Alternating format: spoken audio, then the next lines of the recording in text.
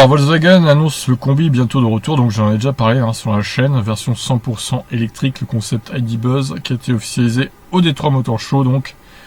Alors selon Volkswagen, il aura une batterie de 111 kWh et il aura un moteur électrique sur chaque essieu.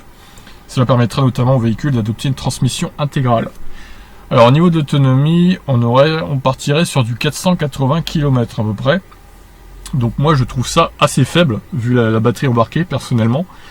Ça consomme fort quand même ce truc là. Alors certes il est pas très aérodynamique, on voit sa forme là, c'est sûr que niveau aéro on a connu mieux, mais bon quand même, je vois mal comment on peut faire que 480 km sur des routes à 80 par exemple. Alors sur autoroute ok, avec 111 kWh de batterie, bon, on fera peut-être même 450.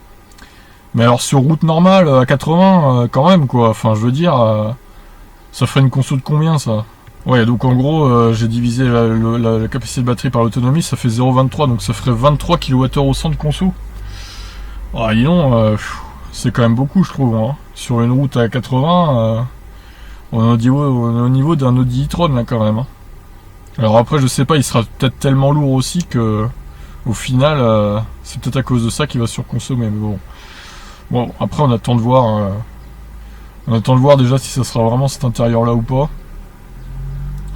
Allez-vous transporter n'importe où avec vos amis? C'était une voiture mais c'était aussi une maison sur roue. C'était à la fois fiable et non conventionnel, c'était très émouvant. Oh là là, quelle émotion. Bah écoutez, on attendra de voir les infos WLTP officielles.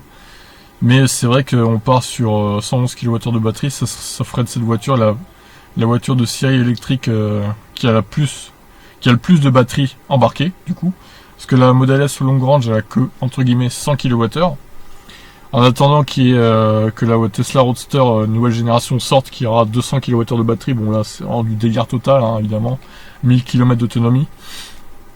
Donc voilà pour ce combi Volkswagen, j'en parlerai sûrement dans les prochains mois quand on aura plus d'infos, notamment sur le prix et l'autonomie réelle en WLTP de cette voiture.